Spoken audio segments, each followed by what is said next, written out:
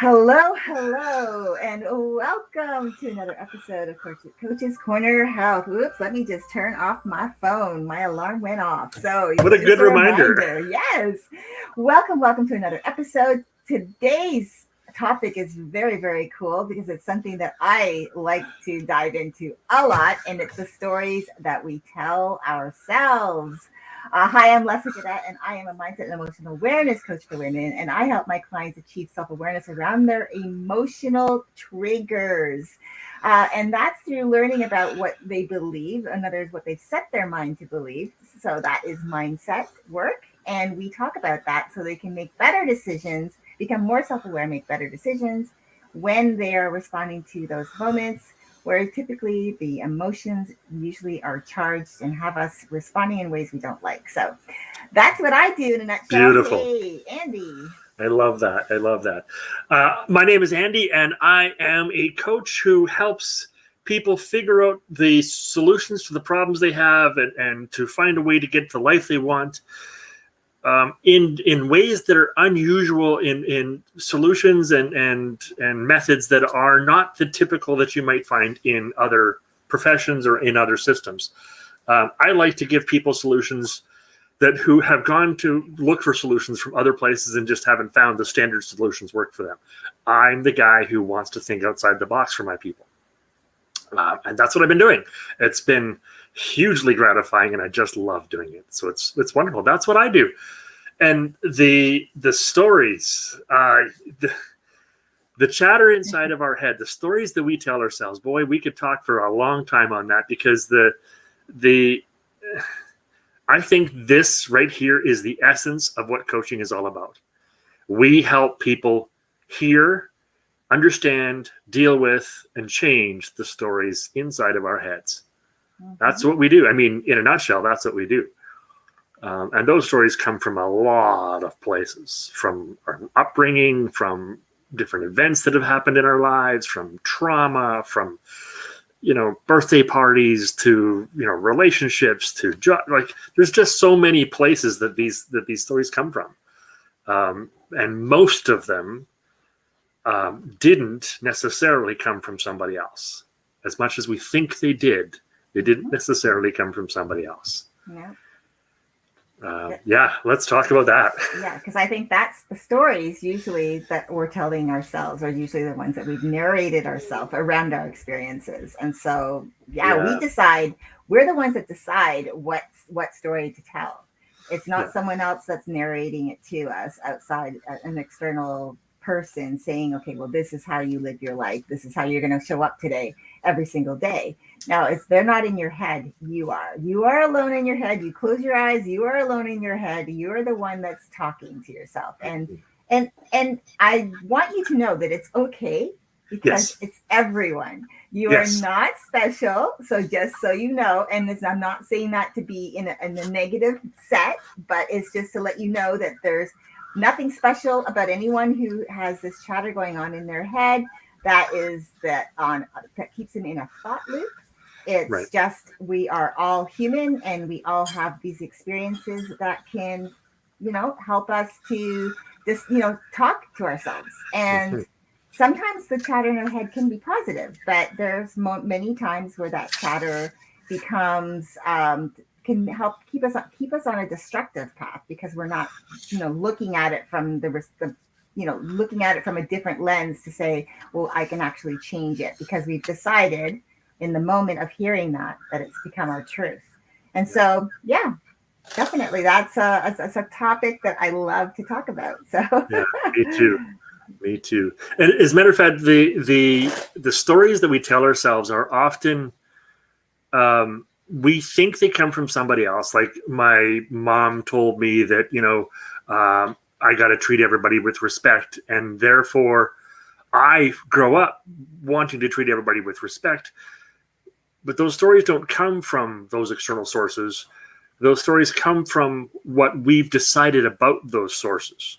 So, for example, if my mom and I have a brilliant and nurturing relationship, and my mom tells me I got to treat everybody with respect, then the story I'm going to tell myself is, this wonderful, beautiful mom who I love and respect has told me this is the right thing to do. And because I love her and respect her and believe that she knows better than I do, I'm going to try and do what she says I should do. If, on the other hand, I have a harmful and toxic relationship with my mom, and my mom tells me I got to treat everybody with respect, I might say, well, she's only saying that because she's been hurt by so many people. And I do agree that I want to treat everybody with respect, but I don't think she understands what respect means. So I'm going to do this and this and this. And we have this other story that we might tell. So even if somebody else said something and we agree with it, it doesn't necessarily mean it's their words speaking in our head. It's our own stories that we've created. And we get to choose that. One of the things that is hard for a lot of people to understand is that those stories that we're telling ourselves, we do get a control of that. And back to what you were saying, as far as it's completely normal for people to do that. Even we coaches do that. Like the difference with most of us coaches who've been in this personal development for a while, and the people we were before, is that now we're conscious of our head chatter. We know the things we're trying to tell ourselves, and in most cases, the stories that we're sitting there spinning about all day long are stories that we have intentionally chosen. Mm-hmm. I've chosen to think about, how I treat people. I've chosen to think about what I'm doing with my day. I've chosen to tell myself this is the kind of person I am, or this is the kind of person my spouse is, or my partner is, or my job is, or whatever. I've chosen the stories that are spinning in my head. A lot of it doesn't mean that the chatter in our head has quieted. It certainly hasn't. As a matter of fact, some coaches have more stories than we used to have. It's just that we've chosen what they are. Mm-hmm. We've become a little more conscious about which stories we tell ourselves, which things we put on our autopilot. We put our brains back on autopilot. We just let them go in a direction we've chosen for them to go. Mm-hmm. So it's learning. Yeah, and it's learning to. So, as an example, I know that a lot of things that happen for us, the way we think, is usually we're influenced in some way. So it's not necessary that someone might give us their beliefs. Again, you've got your generational beliefs and cultural beliefs and your own experiences and watching how other people experience life and deciding from all of that, choosing what you want to adopt as your own. And that's just being influenced by someone else's belief. When you are being told by your generation before you, and maybe it's cultural, if you are being told that this is a specific way, you then decide if that's going to become your narrative. Right. You decide that. It's not necessarily that they're telling you that this is what it is, but it doesn't necessarily mean that is what you are going to decide as the truth. But it is up to you. It's how you are allowing yourself to be influenced through that way. And you see that when you look all over social media, how people are influenced by different things. As an example, we've talked about how, social media in our feed, how it shows up in our feed, and how we have over time learned to, in a way, manipulate what comes across our feed based on what we're experiencing, what we're responding to, what we're engaging with. And so I think some of that too is influencing the chatter in a lot of people's head, because especially if you are the person who is looking for validation, you're seeking validation exterior to the person that's staring back at you in the mirror to validate you that you're good enough. And so I think a lot of that comes from the social media experience, the chatter per se that becomes our thought loops, is usually a lot of the time too, you can say it's influenced by even social media, not even just your cultural and your generational, your peers, your just your background. All of those things can influence you and how you speak to yourself, but then you have these other external things that could influence your chatter. So it's just, and that is something that it's not like we're masters or anything of that. What we have learned, Andy and I both, is that we've been on a self-development journey and we continue on it on a daily basis. It's not a one and done. It's a lifelong lifestyle, Just Yeah. like when someone goes on a diet, it's a new healthy lifestyle, not necessarily restricting, but encouraging and empowering ourselves to be better, to do better, to live a better life. And so I think that's what recognizing what we are, how we're influenced by the external, to then what we decide and choose and decide to allow become our inner chatter, is really like that's the that I don't know if it's the battle, but that there is, I guess, the choice and decision that we make based on being influenced from something external. So yeah. It basically it comes down to what we decide something means. When somebody says something, when we experience something, if I'm on a car accident, I can decide why that happened. I mean, sure, there's outside evidence, and the police might have their own decision, and if there's charges involved, the judges and juries might have their own decision. But I get to decide why that happened. I get to like, I know I was in the car accident. I know what I was thinking and doing internally just before that happened.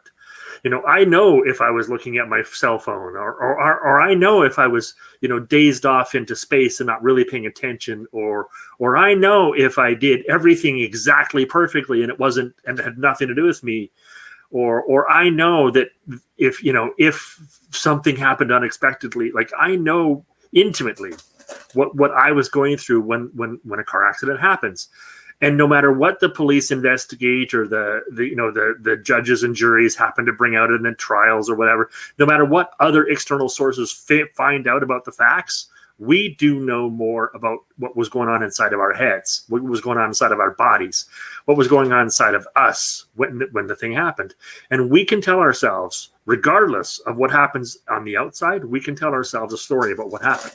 We get to tell ourselves, this is why it happened. And what usually happens, where this chatter usually comes from, is we make some sort of a value statement. I am a good person, bad person, pile of crap, whatever. I am this thing because of this accident. I was victimized by this other idiot on the road, or I happened to be distracted for half a second, and that caused, this accident. And or we make some sort of a value statement about ourselves, and that value statement influences the story we tell ourselves about that incident. And then what our brain does is it does what it does best, and it goes back in our lives and relates that value statement to some other value statements that we have said that sound similar and are related in some way. They don't even have to be related to car accidents or accidents at all. They can be related to my mom saying something to me, or my dad saying something to me, or my boss saying something to me. And we relate those. So our brain relates those value statements because that's how our brain decides who we are. That's how we decide who we are. It's those internal stories. So when we tell ourselves a specific story about a specific event, or about a specific circumstance, or about something about ourselves, and when we make those value statements, that's how we decide our character. That's how we decide who we are and how we want to show up in the world. And what we can do, what we have done ourselves and what we do for our clients, no matter what kind of coaching we do, is we help people decide those stories. And in some cases, we help people go back to in their lives, in their past, to change some of the stories they've had from the past. Without changing the actual events or any of the facts around them, we help them change the stories they tell themselves about the events.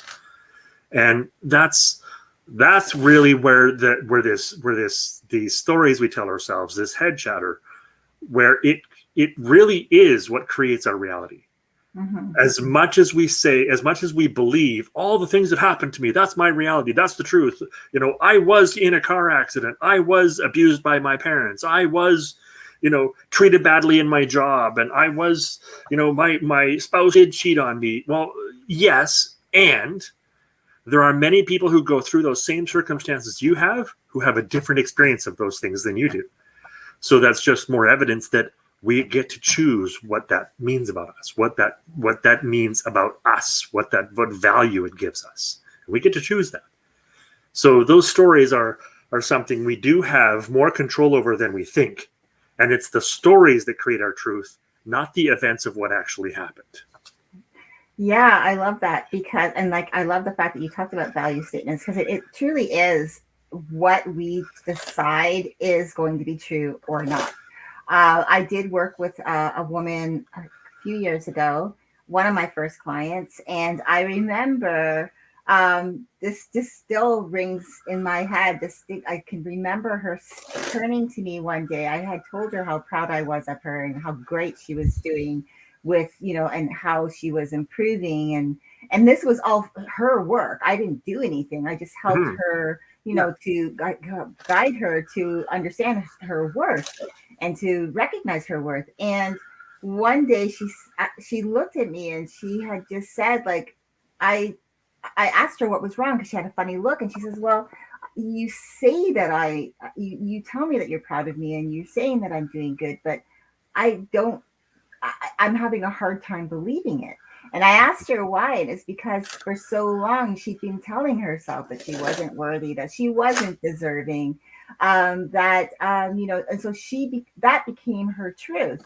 So Mhm. instead of the truth, which was she was doing well and that she was improving, and that people could give her compliments, that she looked nice, that she was doing really well with her life, that she thought that that was really the lie, and she Mhm. switched the lie that she wasn't worthy and deserving and that she and believing that she was worthy of more, and that became her truth. And Mhm. so it was just getting her to recognize that it's, again, what we tell ourselves. If Yes. we say it to ourselves enough, it does become our truth. It Yeah. can, like, it Yeah. really can become our Yeah. truth. Yeah. But it's but on the other side of the coin, you actually can change how you think and the things that you're saying to yourself. Yeah. It's not just because one day or a few years of your life you've been telling yourself that you're worthless, and then all of a sudden you start doing your self development and you start feeling good about yourself, that you can't say that you are good, and that you're worthy and deserving, that you can flip that narrative in your head. No one said that you couldn't do that.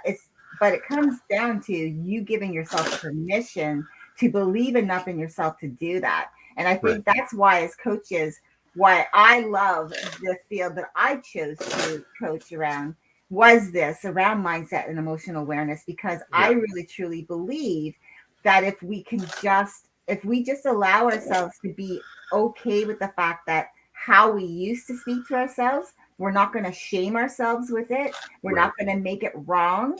We're not normalizing it, but we're not making it wrong. We're not going to beat Right. ourselves up for it. And we can, on the flip side, say, you know what, that was then. I can actually choose to start talking nicer to myself, that I can start believing in myself by encouraging myself within. Yeah. Because again, no one knows what you're saying on the inside. And Yeah. again, as I said, I would give her compliments saying, "You look really nice today." I mean, and I would say really, things that were true, but she looked at those as lies because she had been telling herself Right. that she wasn't worthy. Right. She was still feeling defeated. And so one of the things I did end up doing with her was an exercise. And in the beginning, I talk about like where you're at, and we go through a little bit of a little bit of a look at your present life, and Mhm. what you think is going good about your life. And then just a few months later, I said to her, "I want you to take some time and write down all of the good things that have happened to you since we started working together, Mhm. not because of me, but because of Right. her, all the Right. work she was doing." And she wrote pages, Mhm. like literally wrote pages. And she says, "I couldn't believe when I started writing and all of this stuff started coming out, and all of this stuff happened to me." And I said, "Yes, because you did that. It Mhm. had nothing to do with me. You just decided that you were worthy and deserving enough to go after what you wanted, to make those changes." And so it really does come down to choice. Like, again, Yeah. you said that you choose the value that you give yourself, but you also have the choice to change that value, and you can Yes. change your narrative. So Yeah. yeah, I love that you brought that up. So thank you. Yeah. That's exactly it. It is. It is. It does come down to choosing the way we say those things, and sometimes it can even be just changing a simple word in the sentence. Like it can be just changing as simple as just changing we can even say the same words and just change the tone we use. Like there's just so much that we can change about how we talk to ourselves. And the other part I wanted to add to that is, like you were saying, don't shame yourself. Don't be mad at yourself. Don't beat yourself up for all of this head talk that you've had, all these stories you tell. Even if you do at some point realize that you are, causing your own shame or causing your own problems, even if at some point you figure out that there's something you've been doing to stop yourself from getting better or stop yourself from having the life you want. It's important not to shame yourself because that's more of the same story. It's important not to beat yourself up because that's more of the same story. It's important to know that at every given moment, every human being is doing the best that they can. Mm-hmm. That nobody chooses to do a worse decision. Nobody does. Everybody said, even if we do choose, even if we know there's a better path and we choose the lesser path, we do so because we believe it's better for us in the long run. We always do the best that we can. So when we do make better decisions, when we do decide to change some of our stories, whether it's through our own power or through the help of a coach, which most often is how I've done it, when we do manage to change our stories, it's important to allow that change without saying that now I'm better than I was before. Actually, I'm just different and I like the results I'm getting more. It's not that I'm better. I was great then too. I just was, I was getting results that I didn't want to have. And knowing that even then, even 10 minutes ago or a week ago or a month ago or a year ago or 10 years ago, we were doing the best that we could. And even then we thought we were good people, mm-hmm. right? We always think we're doing the best that we can. We always make the best decisions we can make. And it's important to understand that's one of the stories that we tell ourselves. One of the things that we do to beat ourselves up is to judge the decisions we used to make that aren't the same decisions we would make right now. And sometimes we judge those decisions even as much as 30 seconds later. Oh, I shouldn't have done that. Well, that's a good way to beat yourself up, and it's a good story to tell yourself, to prove how useless you are or worthless you are or bad you are, or it's just another way to feed those negative stories. Mm-hmm. We can choose that no matter what good or bad thing I did, it doesn't have to be good or bad. It was the best I could do in the moment, even though I might be able to do better 30 seconds later. Right? Mm-hmm. Oftentimes we don't know what the result of the decision is going to be until we make the decision. Then as soon as we make the decision, we know what the result's going to be. So now we know what a better decision would have been, but we didn't know that when we made the decision. Mm-hmm. Right? So it's important to when we're playing with our stories, when we're trying to change our stories, it's important to know that one of the stories that we got to play with is how we judge those stories. Right? I'm always saying bad things to myself. Well, actually, you just said a good thing. So that's clearly not true, right? Mm-hmm. It's those stories and how we talk about them that really can affect our lives and how we show up in the world. And the other thing I wanted to bring up is our brains are custom designed to find problems. Mm-hmm. The human brain was the reason we have reason. The reason we have logic is to find problems further out than what's immediately in front of us. So most of the time, the stories inside of our head are searching for the problems we need to solve before they become a problem. So a lot of the time we're telling myself a story. Oh, I'm so worthless that if I don't fix this particular thing, it's going to cause this particular problem, in a month or 3 months or a year. But so I should fix it right now. And I want to make it my problem right now so that I can fix it right now so that it doesn't become a problem later. And therefore we create a problem that didn't even exist yet. And that's our brain's job. It's not a person who's thinking negatively that does that. All people do that. It's the job of our brain. It's what it's there for. So when we see that a lot of the social media they interact with is negative, or when we see that a lot of the things that we talk about in our head are negative, when we see that, when we realize that a lot of the characteristics in other people that we recognize are negative, that's because our brain is designed to catch those negative things.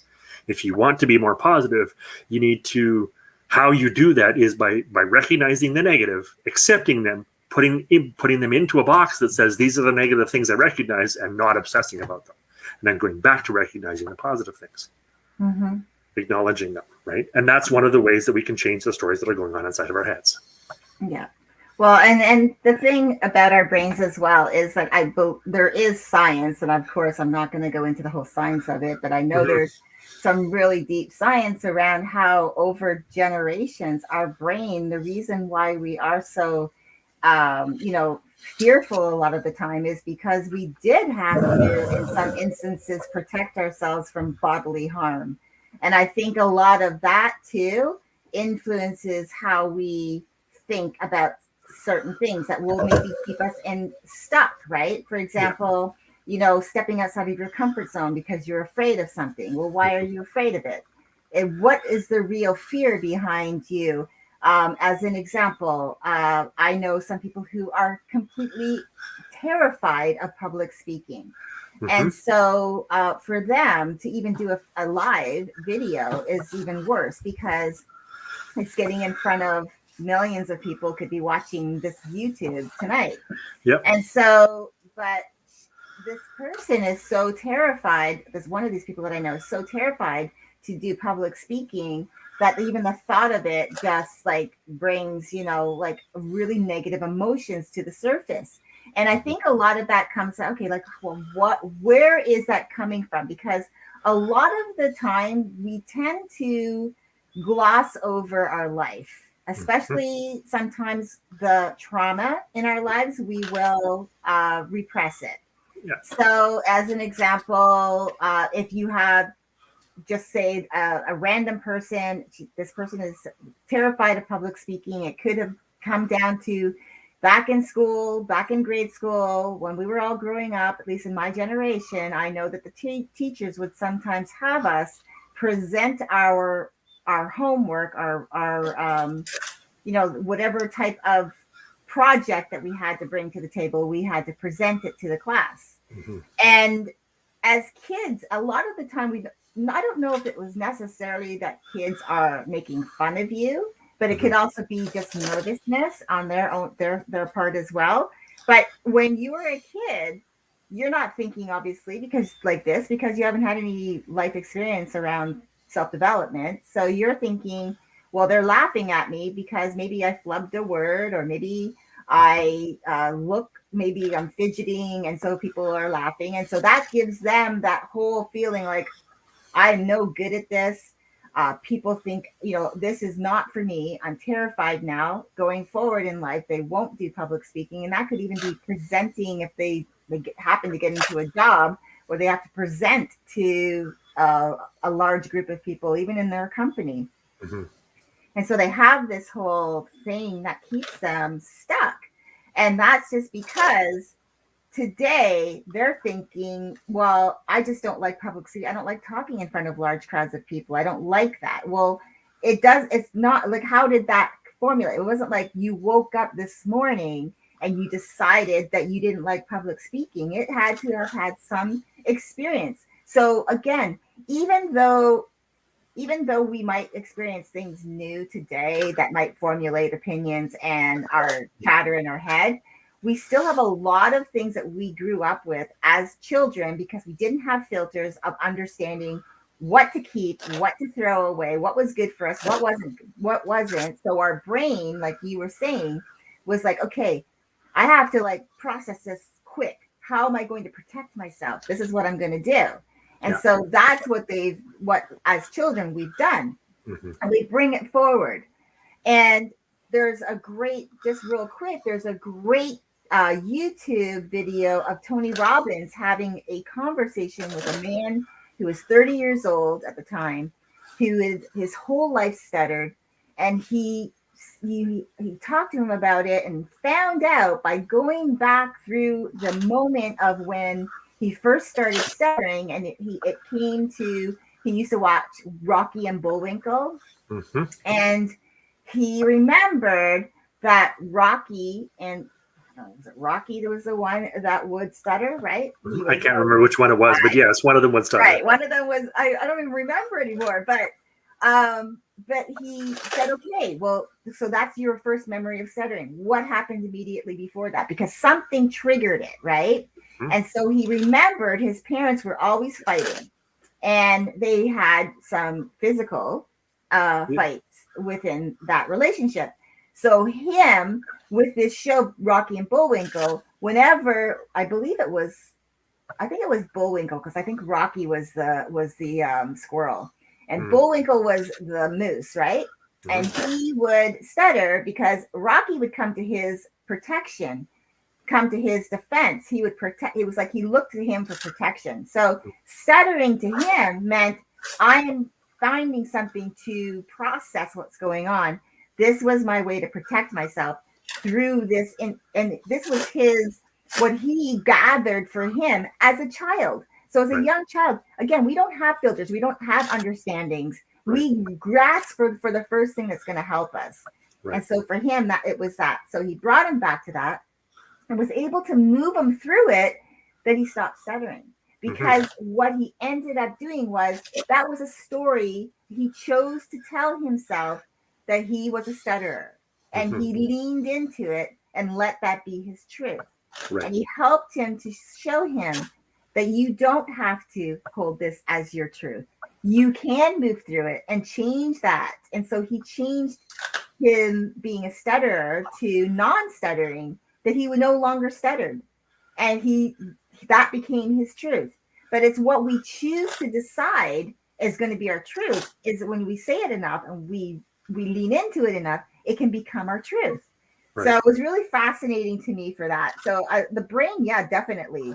But one of the things too is that you also talked about language. Like you didn't necessarily come out and say the word, but there is language that we do use, and it's recognizing the words we say.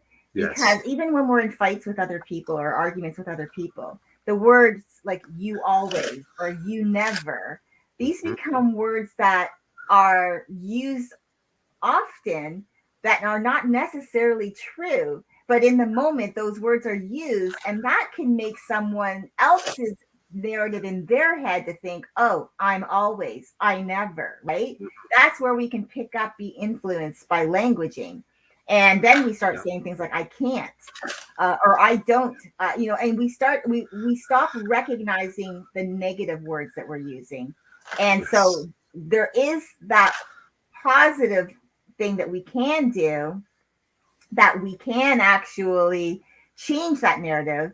But it's, again, making the choice to do it. There's a choice. You choose to, or you choose not to. And then you make a decision, like in the Matrix, the blue pill or the red pill. Like, what do you want, right? And it's our right. Like, as human beings, we are allowed to make a choice. We are allowed to decide. We have been given free will to do that. And so, yeah, it's really interesting. But I think that it just comes down to also recognizing the words that we say, because they become so powerful, and words are so powerful. They certainly are more powerful, I think, than people realize. Yeah, I agree. The one of the things that I try and help my clients do is to recognize the words that they use when they're talking about themselves. And sometimes what I'll do is I'll say the very thing they said, but I'll say it to them from me. And I'll use the same tone, the same words, the same inflection, like the same intention, the same energy. And I'll say it to them, and they'll get offended. But when they say it to them, it's the truth, right? So it's one of the things that I try and use to help people realize how badly we're talking to ourselves, how much we are shaming ourselves or beating ourselves up or really just calling ourselves down on things. Because if somebody else did that, you'd probably get mad at them. But we do it to ourselves all the time.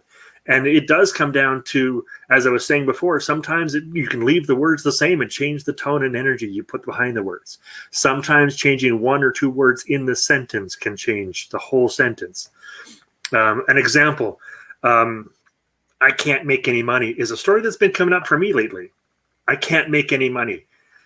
And if you change the word without changing anything else, keep the energy the same, and you say, I won't make any money, that changes the entire point of the sentence. It changes how we show up. It changes how we receive the words.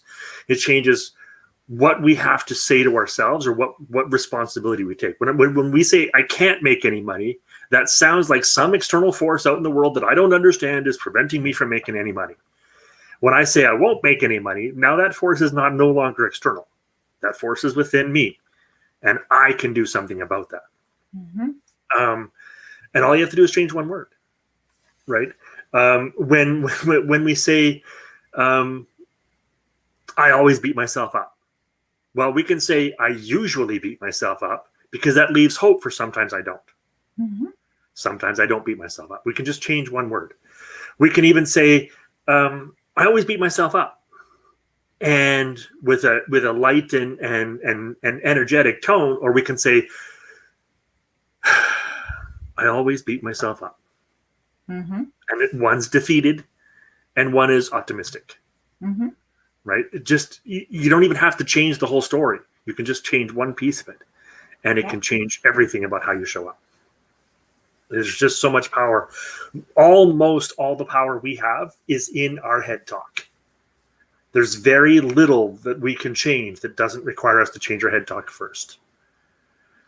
And we can change our head talk by changing our actions and believing those actions. The second part's important because a lot of people do change their actions, but like the client you were talking about, where although she had changed her actions, she didn't believe the new actions or the truth that those new actions proved. She still told herself, this is a lie. The truth is, I'm still worthless. I still can't do this. So when we can change our actions and then change our beliefs around those actions, and that can help us change our stories. Mm-hmm. So there's just so many things we can do. Like the power of our stories is the sum of all the power we have. And we have the authority to change those stories because nobody else knows what's going on in my head. Only I do. Mm-hmm. I mean, we as coaches, we have training to help us understand what's going on. Like we can see what's going on in somebody else's head, but we don't know what the exact stories are. We can just get a pretty good image of what we think the stories probably are. Mm-hmm. Nobody knows what's going on inside my head like I do. I know. And that's the stories we can play with. Once we recognize that, we can ask for help in changing those. Right. And I think, too, one of the things I also want people to embrace is that you're not fixing yourself. I've heard that before. I'm broken. And you might feel like you're broken, but it doesn't mean that you're broken. It doesn't mean that you have to be fixed. It's really just about changing how you think about yourself, how you feel about yourself. But it doesn't necessarily mean that you're broken. You might feel like you're broken, but it doesn't mean that you are broken. It doesn't mean there's anything wrong with you, that you're not good enough. And I think that's where people think, oh, I need to fix myself. And so I've just seen a lot of, because I've seen over the last few years, just different posts on Facebook, as an example, people thinking that they need to fix themselves. Like there's something wrong with me. And I've looked at those posts and been curious about what stories they've been telling themselves for so long that now it's come down to, I need to fix myself. Yeah. And so it's really just about changing the stories that we tell. We have been telling ourselves stories our whole life, and we've been writing every story, every day of our lives. And it had begun the moment we took our first breath and we started getting curious about looking around the room. That became part of our life because now we were getting curious about what is it. And then when we started crawling, started like walking, then started talking, then started like getting engaged and connecting with other people, making friends, going out and deciding what we, going to school, making friends, deciding what we were going to do for our lives, going out and getting into relationships, the jobs, all of the stuff that we do is the story that we have been writing for ourselves. It's the life story that we're writing. But the inner narrative is what we choose to believe is the truth of the story we're living. So, for example, if you are living a life where you're not so happy with maybe your circumstances, maybe you don't like the job that you're in, maybe you hate your job. And is it really? And so I would actually challenge you to ask yourself, is it really the job that you hate? Or is it just some aspect of your life that you're unhappy with? That being in this job is just maybe highlighting something about what you're unhappy, and maybe let's just say maybe it's not really the job that you don't like, it's just that part of your life you're unhappy with. And so it's kind of like it takes a lot of like getting that awareness around what you're actually saying is your truth. One thing for my mom as an example, she doesn't watch us, so I can use her. But my mom used to always be so negative in the things that she would say to me. I moved away when I first got married back in 96, and we moved to Florida, and she would say things like really horrible things about herself, like I might as well just die, and things. There's a whole lot of drama going on. But I said to her, and I've been saying it over and over to her, is that it's how you look at your life that is going to make a difference in how you show up for your life. So if you're always going to be looking at your life as being less than, and you're less than, and you're not perfect, and you're unhappy, and you hate your life, then of course you're not going to go through life happy, and you're not going to be happy, and you're going to believe that your life that you're not worth living, and that your life is horrible. But if you can look at it from a perspective of being just even grateful for one thing, like I've mentioned many times before, not on this show, but I've talked about it in my women's groups, that I choose to wake up every morning grateful because I get to wake up, open my eyes, take my first breath into an unlived and uncharted day that I get to design. Whether I have some things done within the day that I know are already set, but that I put those things there. So I already preset part of my day, maybe weeks out, but I still get to wake up on that day, and I get to choose to look at it from a positive or a negative, and I get to design how I show up. I get to make those decisions. And so when I was able to I've been able to, I think I've seen some improvement in how she actually talks about life. Mm-hmm. I don't get those negative. I mean, I still get a couple. I mean, it's just because she's in her 80s and she's feeling the end of life, and I get that and I understand it. We all go through, I mean, I'm in almost 60 years old, and I'm feeling like sometimes that, there's more for me to do. But I still choose to look at it from, I'm so grateful and excited that I have this lifestyle. And so that's what I've chosen to be in my head, those types of thoughts. And so I think it's just when I hear people saying they need to be fix themselves, it's not so much that. It's really just fixing, or not even really fixing. It's just choosing, acknowledging, like you said, being aware of what your thoughts are, acknowledging they're there, and then being able to say, okay, I can choose to let this continue, or I can choose and make a decision right now to look at it a little closer and flip a couple of words, or flip the tone, or whatever that looks like. And so I like that. Yeah. As a matter of fact, to your statement about being broken, I've got two thoughts on that. One is, I don't know where this comes from, or how much of it is fact, but I do know that at some point, and I believe it was in Japanese culture, don't quote me on that because I'm not absolutely sure. It's a Facebook thing I seen, and I think I also seen it on YouTube. So, quote the sources.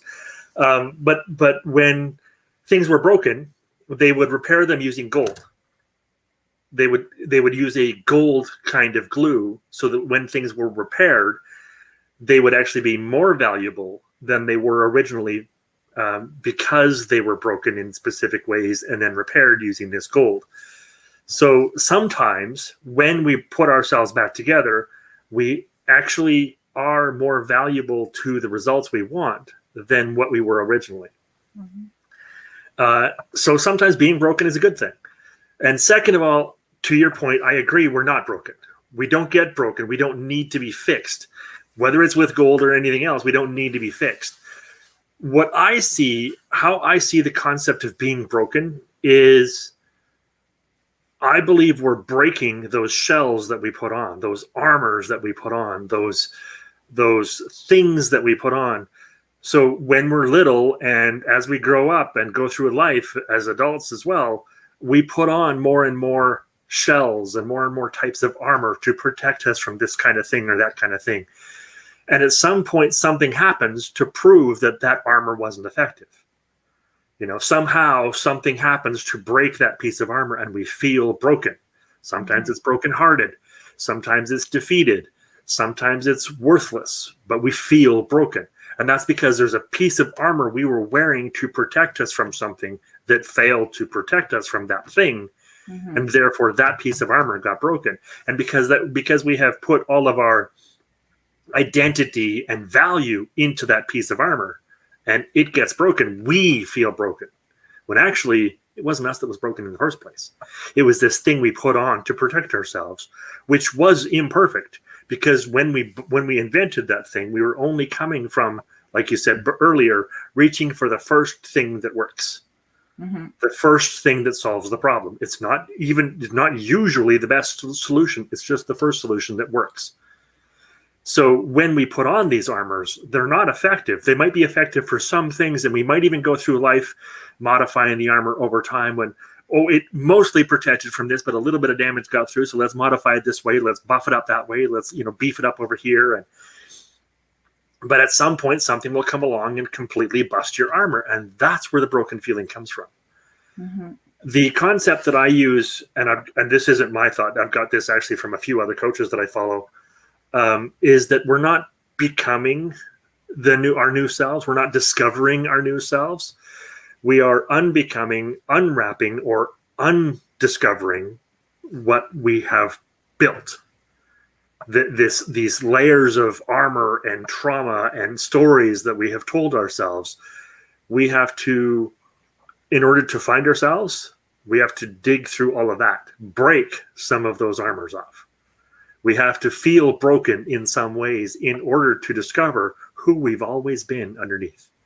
Who we were when we came out of the womb, who we were when we were 2 or 3 years old and started creating stories about our lives, about our meaning, about our values, who we were before all of that. Because those value statements start the moment we understand language and can create thoughts.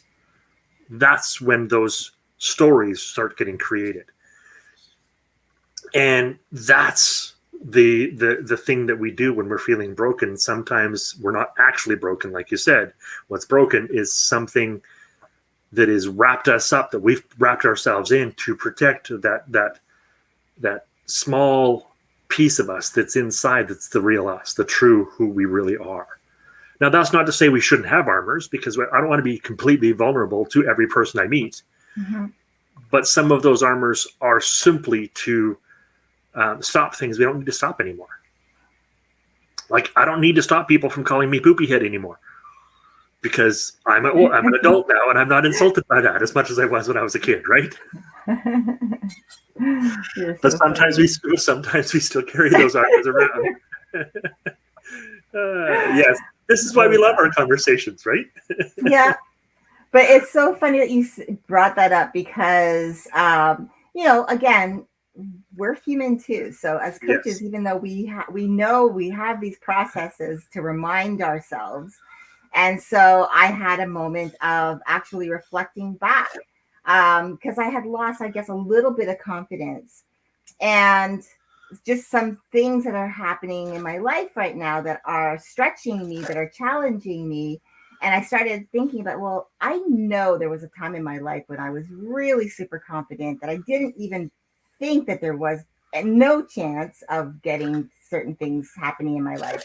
And so in my early 20s, I was like that. And through my 20s, I was really super confident. When I wanted something in my life, when I was first starting out in law, and just I would just go from place to place, like figuring out, where do I want to go? How do I want to grow? Why is the reason that I want to what is the reason that I want to like move from this firm to this firm? And I actually had real reasons for going from a great work environment that I loved, because I wanted to grow more.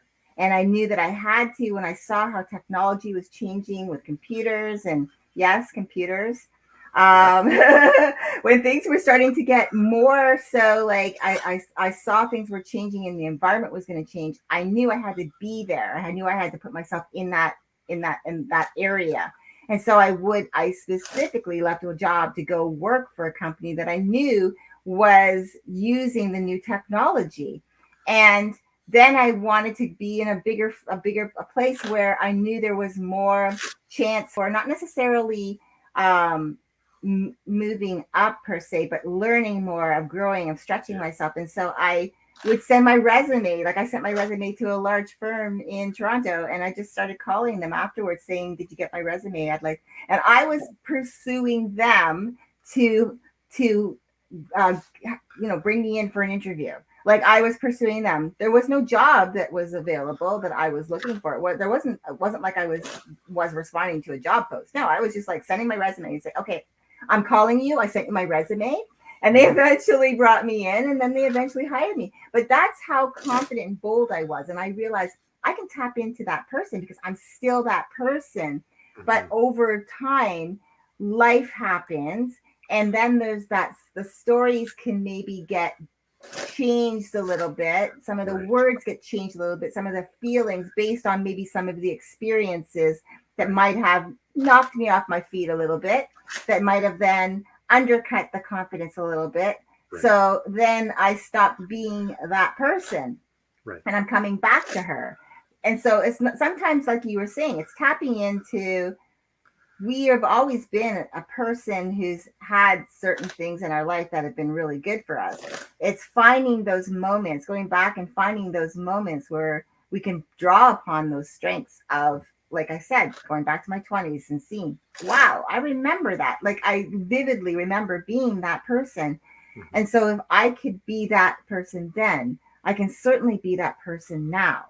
And I think it's just allowing, and that was because I chose to change the stories that I've been telling myself, and changing the narrative, and being okay with that, and being open to learning and going back and thinking. Because a lot of the time people think, oh, I'm too old, I can't change. Or some people will say, I'm too young, I'm inexperienced. And I like to say, it's like, no, you're not. Like, you still are going to have a story in your head you're going to tell yourself. So if you're telling yourself the story, I'm too old, then you're just letting that, you're allowing yourself to say, no, you're not good enough for more. And if you're saying you're too young and inexperienced to try something different, or to actually go after your dreams, then you're also limiting yourself and saying that you can't change your story. So you're choosing that to be your truth. And so we do have the right to do that.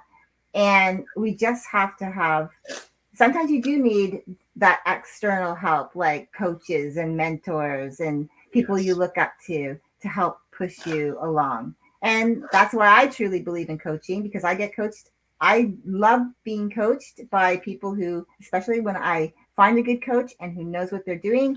Absolutely. And it's very important that coaches, as a coach myself, you as a coach, we've talked about this. It's really important for us to be best level coaches for the people that we work with, and paying attention to the stories that they are, the people that we talk to tell us, so that we can actually help them. And so, I truly believe that that's been life-changing for me when I allowed that to become part of my life. Yeah. And to put a nail on everything, I truly believe that the power of playing with our stories, of really embracing those internal thoughts, those stories that we tell ourselves, that head chatter, that really understanding that is a fact, we're always going to have it, and then intentionally choosing what to do with it, that is the secret to anything you want in life, whether it's happiness or success or family or career or whatever it is you're looking for. I don't care if you want to be the megalomaniac that takes over the world and enslaves everybody. Your stories, your internal stories are going to help you do that. Whatever it is you want, those internal stories are the secret to gaining that. Mm-hmm. And you and I both seen evidence of that. Mm-hmm. In our own lives, in our clients' lives. Obviously, the coaches that we have hired have helped us see that, because mm-hmm. they've got their own stories. They've played with their own stories. I've seen my life change in such tremendous ways because of my ability to be conscious of and change some of the stories that I tell myself. That internal head talk, although sometimes it still grabs me, it always will. Like you were saying earlier, this is a lifelong journey. It's never over. And sometimes it still grabs me and keeps me up at night. But most of the time, I can feel confident regardless of the outside external circumstances in my life. I can feel happy. I can feel joy. I can feel connection. I can feel all the things I can get, all the things that I want to get in life, just by changing some of those stories. And there's such positive energy that can come from understanding, accepting and understanding, and then doing something about our internal stories. Yeah, absolutely. I did want to just say, I wanted to leave our listeners with a tip around this, because sometimes they're saying, okay, well, you're talking a lot about it, but so what can I do? So we've kind of touched on it, but basically there's 5 steps that I would say you can get started with. So number 1 is to notice. Yep. Just notice what you're saying to yourself. Acknowledge that these are the words that you are saying to yourself, the stories that you're telling yourself. Yep. Number 3, don't make it wrong, because we tend to beat ourselves up longer than we need to, and it can go on and become a habit.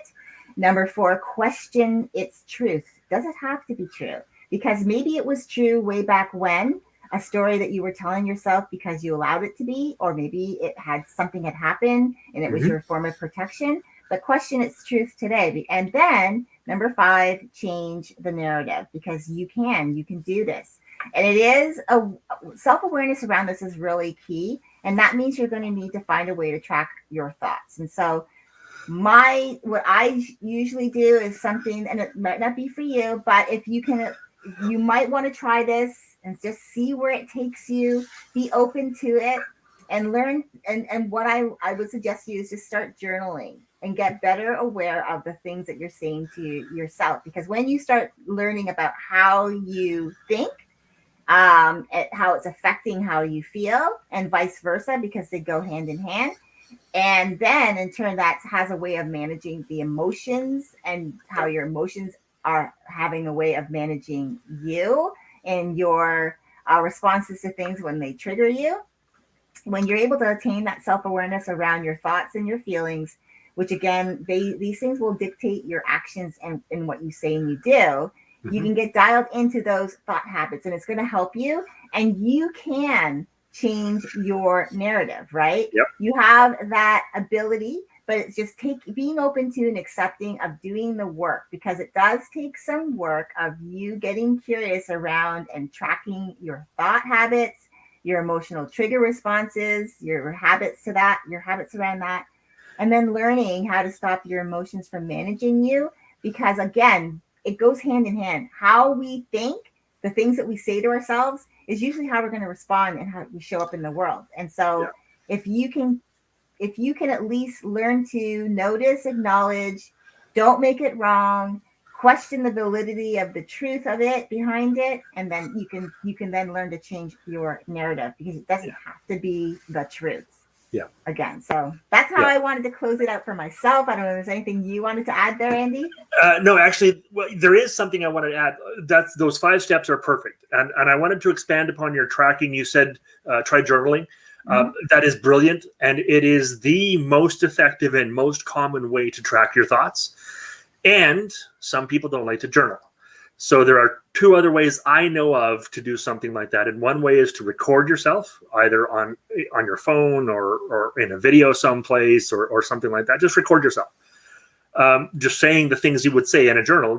This is my thoughts, this is my feelings, this is what I hear myself saying, and this is my, and all that. And another way that I hadn't really struck on until this conversation is to share those thoughts with someone else, to talk to somebody. Because as soon as you say them out loud, you hear them in a different way. And then that other person will usually remember at least some of what you say, and you can then continue to have conversations on it. So there's two other ways to track your thoughts.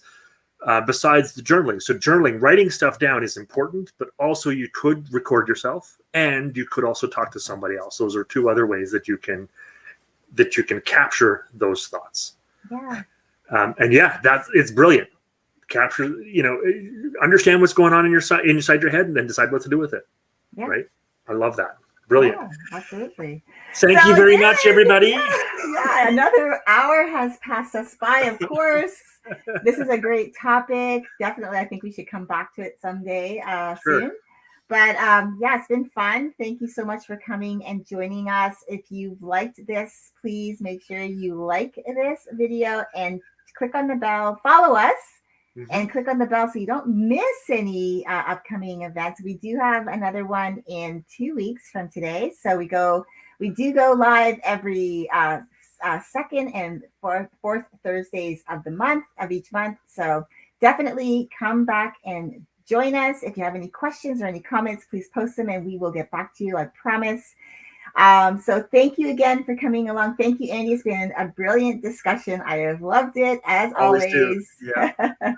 I hope you guys have an amazing rest of your day. We will see you again next time. Bye for now. See you, everybody. Bye-bye.